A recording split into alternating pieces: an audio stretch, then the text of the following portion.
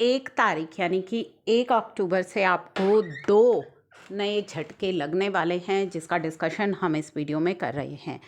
तो पहले तो आपको स्क्रीन पर दिखाई दे रही है ये नोटिफिकेशन, जिसमें कि आपको बताया गया है इन द सैड नोटिफिकेशन, यानी कि पहले एक नोटिफिकेशन इशू की गई थी, उसी नोटिफिकेशन में कुछ अमेंडमेंट की गई है और उस नोटिफिकेशन में at the end of paragraph 2 the following shall be inserted provided that from 1 October 2022 any citizen who is or has been an income taxpayer, जो भी व्यक्ति इनकम टैक्स पेयर है, shall not be eligible to join Atal pension योजना। तो 1 अक्टूबर 2022 से जो भी व्यक्ति इनकम टैक्स पेयर है या था वो अटल पेंशन योजना ज्वाइन नहीं कर पाएगा, एलिजिबल नहीं होगा। For the purpose of this clause income tax payer का क्या मीनिंग है?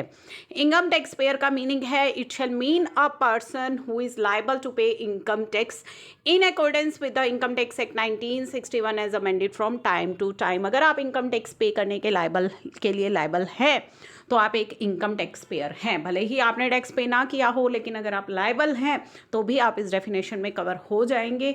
In the sad notification at the end of paragraph 13 में नया इंसर्ट क्या किया गया है? In case of subscriber who joined on और आफ्टर, अगर आप ज्वाइन करते हैं इसे 1 अक्टूबर 2022 के बाद और बाद में पता चलता है कि आप एक इनकम टैक्स पेयर हैं, ऑन और before the date of application आप इनकम टैक्स पेयर है, तो अटल पेंशन योजना अकाउंट आपका क्लोज हो जाएगा and accumulated pension wealth till date आपको मिल जाएगी।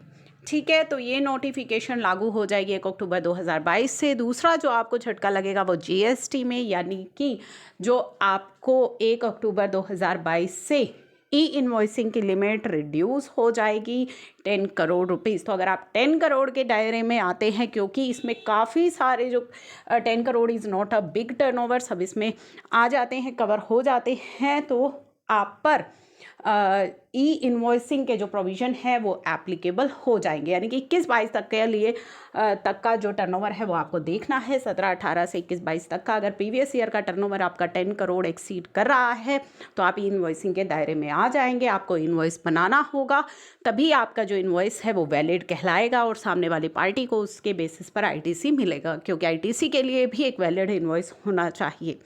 तो ई इन्वॉइस अगर आप नहीं बनाएंगे तो उसके सभी कंसिक्वेंसेस आपको फेस करने पड़ेंगे। तो ये 2 चीज़ें हैं जो 1 अक्टूबर से आप पर लागू हो जाएंगी, आपको ध्यान में रखना है अब इन दोनों ही चीज़ों को। इसे शेयर ज़रूर कीजिएगा ताकि सभी तक ये अपडेट्स टाइमली पहुंच जाए।